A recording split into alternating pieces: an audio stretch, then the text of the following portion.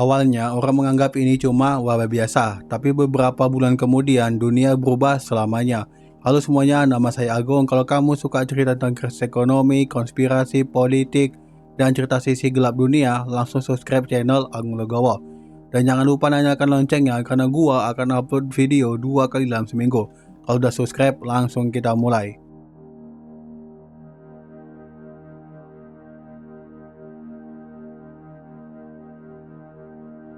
Menjelang akhir tahun 2019, sebuah penyakit misterius mulai terdeteksi di kota Wuhan di negara Tiongkok.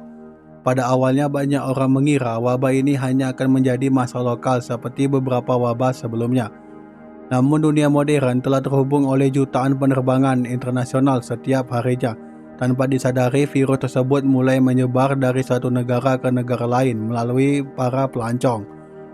Memasuki Januari hingga Maret 2020, jumlah kasus meningkat sangat cepat. Rumah sakit mulai dipenuhi pasien dan semakin banyak negara melaporkan kasus pertama mereka. Dalam waktu singkat, dunia menghadapi sebuah pandemi yang belum pernah terjadi dalam beberapa generasi.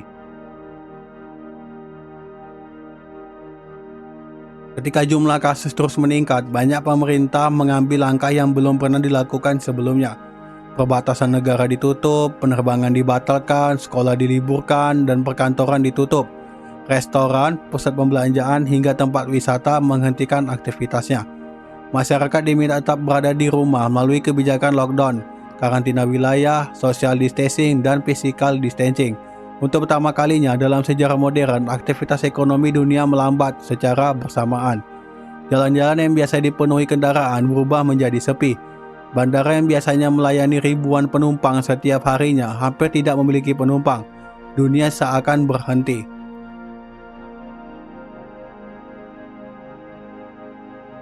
Pandemi tidak hanya menjadi krisis kesehatan, ia juga berubah menjadi krisis ekonomi global. Ketika perusahaan berhenti beroperasi, jutaan pekerja kehilangan pekerjaan. Pasar saham di berbagai negara mengalami penurunan tajam.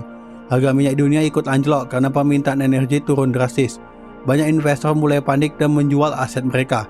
Dalam waktu singkat, dunia memasuki masa resesi yang menjadi salah satu yang terburuk sejak krisis keuangan global 2008. Sekretaris Jenderal Perserikatan Bangsa-Bangsa Anthony Gusten bahkan menyebut pandemi COVID-19 sebagai tantangan global terbesar sejak berakhirnya Perang Dunia Kedua. Salah satu sektor yang paling terdampak adalah pariwisata. Hotel kosong, maskapai penerbangan menghentikan banyak rute, restoran kehilangan pelanggan, konser pertandingan, olahraga, dan berbagai acara besar dibatalkan. Banyak usaha kecil dan menengah mengalami penurunan, pendapatan bahkan terpaksa menutup usahanya. Negara-negara yang bergantung pada ekspor juga ikut merasakan dampaknya, karena permintaan dari luar negeri menurun tajam. Rantai pasokan global terganggu, banyak pabrik tidak dapat memperoleh bahan baku sehingga produksi ikut melambat. Pandemi mengubah cara hidup manusia. Jutaan siswa harus belajar dari rumah melalui sekolah daring. Banyak pekerja mulai bekerja dari rumah atau work from home atau WFH. Penggunaan masker menjadi bagian dari kehidupan sehari-hari. Masyarakat mulai terbiasa menjaga jarak dan menghindari kerumunan. Di Amerika Serikat, tingkat pengangguran meningkat tajam. Di berbagai negara lainnya, jutaan orang kehilangan pekerjaan dan pendapatan. Pandemi bukan hanya menguji sistem kesehatan, tetapi juga ketahanan ekonomi setiap negara. Indonesia juga mengalami dampak yang sangat besar. Pemerintah menerapkan pembatasan sosial berskala besar atau PSBB di berbagai daerah untuk mengurangi penyebaran virus. Sekolah ditutup, perkantoran membatasi aktivitas, pusat pembelajaran dan tempat wisata sempat tutup. Banyak pelaku UMKM yang kehilangan pelanggan. Sektor pariwisata, terutama di Bali, mengalami penurunan drastis karena wisatawan mancanegara hampir tidak datang. Walaupun demikian, berbagai bantuan sosial, stimulus ekonomi, dan program pemulihan mulai dijalankan untuk membantu masyarakat dan dunia usaha bertahan selama pandemi. Setelah hampir 1 tahun dunia menghadapi pandemi, para ilmuwan berhasil mengembangkan berbagai jenis vaksin COVID-19. Program vaksinasi mulai dilakukan di berbagai negara. Sedikit demi sedikit jumlah kasus mulai menurun. Aktivitas ekonomi mulai dibuka kembali, bandara kembali ramai. Sekolah mulai melaksanakan pembelajaran tatap muka. Perusahaan kembali merekrut pekerja. Walaupun proses pemulihan berlangsung secara bertahap, dunia mulai bangkit dari salah satu krisis terbesar dalam sejarah modern.